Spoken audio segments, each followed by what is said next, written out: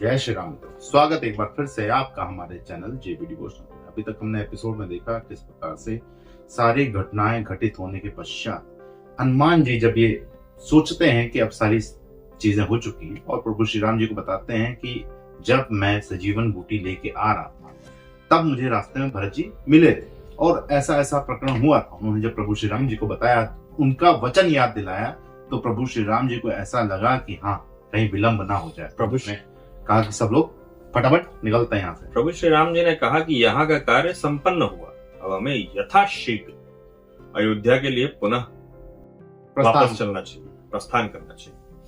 जैसा ही उन्होंने विभीषण जी से ये कहा, विभीषण जी ने कहा महोदय या महाराज, जिस भी प्रकार से सम्मान दे सकते थे कि प्रभु महाराज आप यहाँ से इतनी दूर की यात्रा पैदल दोबारा करेंगे, मुझे अच्छा नहीं लगेगा, मैं चाहता भी नहीं ऐसा।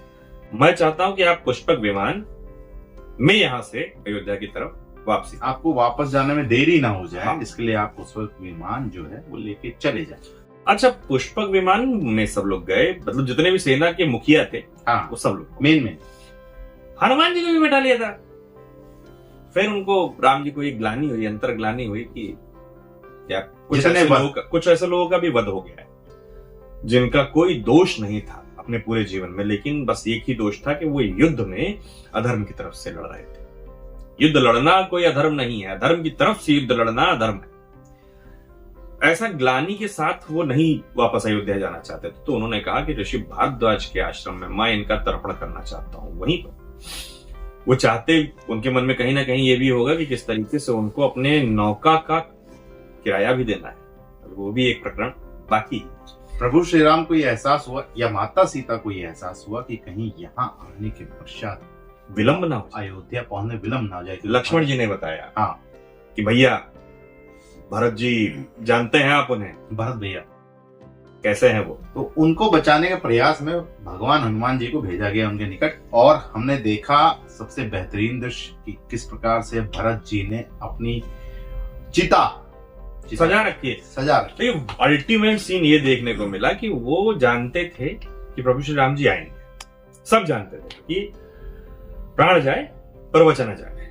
तो फिर भी लेकिन वचन तो दोनों तरफ है, उधर से ले रखा है तो उधर दे भी रखा है कि यदि एक क्षण भी सूर्य अस्त होने के बाद विलंब हुआ तो मैं अपनी चिता को अग्नि। प्रभु श्री राम जी ने हनुमान जी को इस आशा में भेजा है, वो जैसा कि वो अपनी चतुराई से वो जानते हैं आप सब लोग की जग जाएंगे, संदेश पहुंचाने के साथ उनको भाव विभोर कर देने में वो अति उत्तम सिद्ध होंगे कि किस तरीके से वो उनको चिता से उठा करके, चिंता से मुक्त करके एक भव्य स्वागत की ओर आगे बढ़े। यहाँ प्रभु राम आ रहे हैं, बस पहुंचने ही वाले हैं। हाँ, तो थोड़ा सा जो समय मिल जाए, बस समय मिल जाए, उसके लिए उन्होंने भगवान हनुमान जी को भेज। चलिए बिना विलंब के शुरू करते हैं एपिसोड 263 पार्ट 1।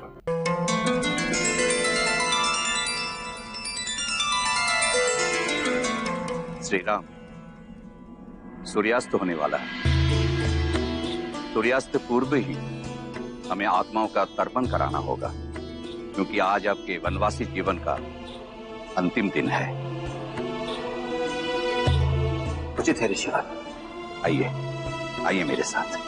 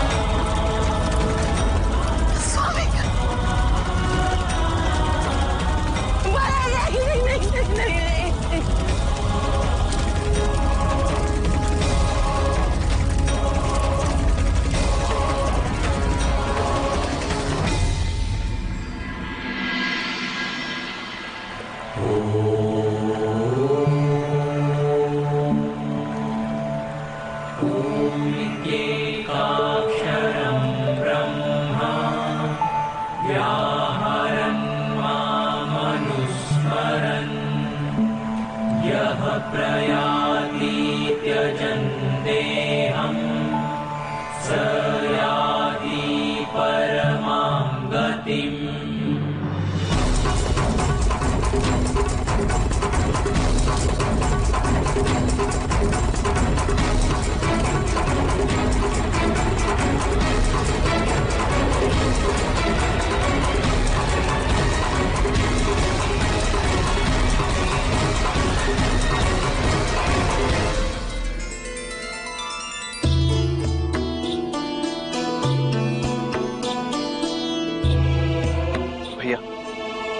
अब हमें शीघ्र अयोध्या की ओर प्रस्थान करना होगा। प्रभु, अब मुझे भी प्रस्थान के लिए आज्ञा दीजिए।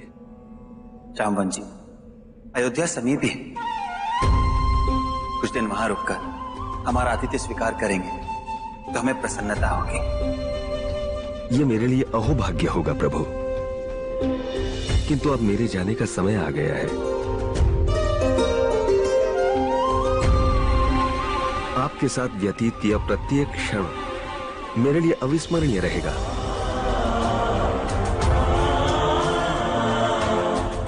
अब मुझे जाने की आज्ञा दीजिए। उचित।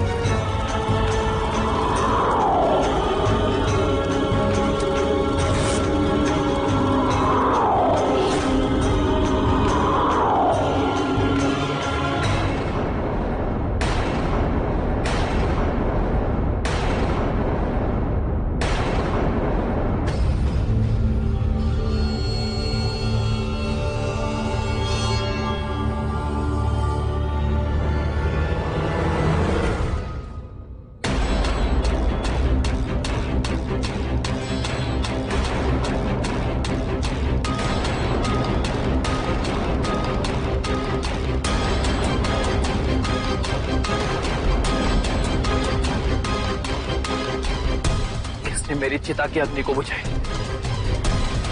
कौन है वो जो मेरे वचन को पूर्ण होने में बाधा उत्पन्न कर रहा है?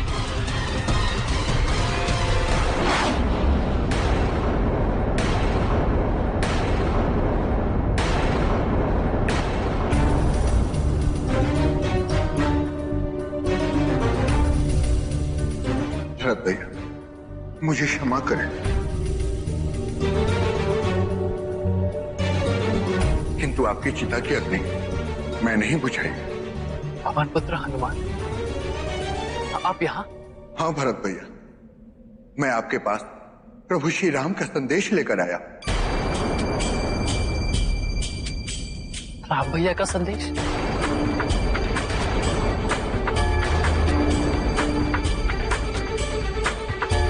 क्या कहा है राम भैया ने? क्या उन्होंने आपको यह संदेश देने के लिए भेजा है कि वे अयोध्या वापस नहीं आ रहे? नहीं भरत भैया, ऐसा कभी हुआ है कि प्रभु श्री राम अपना वचन भूल जाए? प्रभु श्री राम माता सीता और लक्ष्मण भैया के साथ किसी भी क्षण अयोध्यापुरी में उपस्थित होने वाले।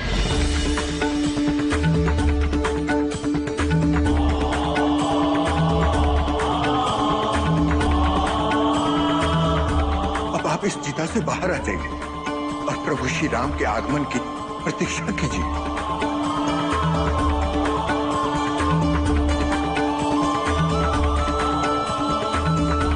पवन पुत्र हनुमान, क्या आप सत्य कह रहे हैं? हाँ भरत भैया, प्रभु श्री राम अभी तक आपके पास आ चुके होते, किंतु उन्हें किसी विशेष कार्य से भागीरथी के तट पर ऋषि भरद्वाज के आश्रम में कुछ समय के लिए ठहरना पड़ा। पवन पुत्र हनुमान, आपके दर्शन पाकर मैं धन्य हुआ।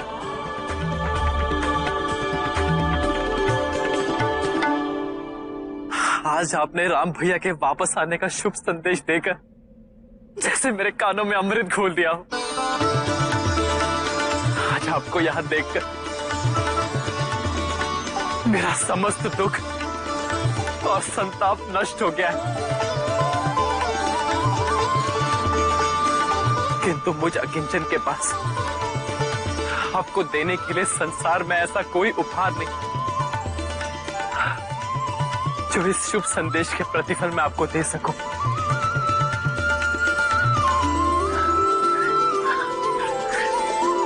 मां, ये पवन पुत्र हनुमान है, राम भैया के अनन्य भक्त, सेवक और सखा है।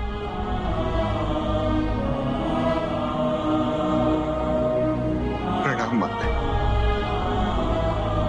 पुत्र हनुमान, धन्य है तुम्हारी माता जिसने तुम्हारी तरह यशस्वी और कल्याणकारी पुत्र को जन्म दिया। 14 वर्ष में पहली बार हमारे हृदय को, हमारे मन को प्रसन्न करने वाली सूचना मिली है। 14 वर्ष केवल हमने राम की ही प्रतीक्षा की थी।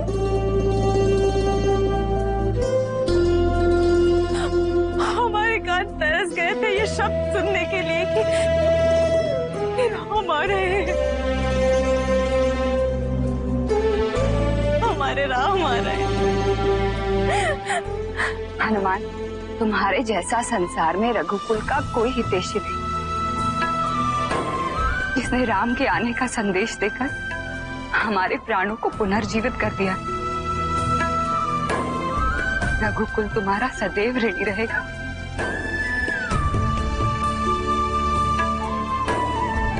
हनुमान, मुझे केवल इतना बता दो कि राम कब आ रहा है। मेरा राम कब आ रहा है? माता का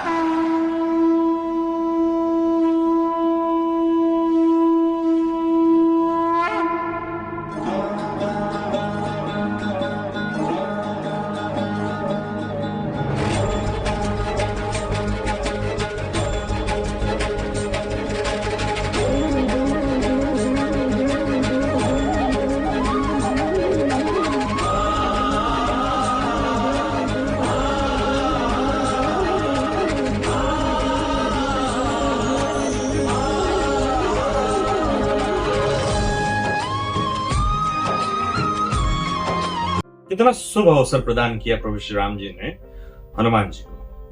एक तो उनके अंदर दक्षता भी थी यह अवसर प्राप्त करने की, क्योंकि वही एक इकलौते मात्र ऐसे साधन थे उनके पास जो उनसे पहले पहुंच सकते। यानी प्रभु श्री राम जी के आगमन से पहले अगर कुछ पहुंच सकता था तो वो था उनका संदेश, और उस संदेश से भी पहले अगर कुछ पहुंच सकता था तो वो थे पवन पुत्र हनुमान। क्योंकि भगवान हनुमान को जब भी प्रभु श्री राम जी ने कोई कार्य दिया है तो उसमें सफल रहा और विश्वास उनका था उन पे, और भगवान हनुमान का प्रभु श्री राम जी पे।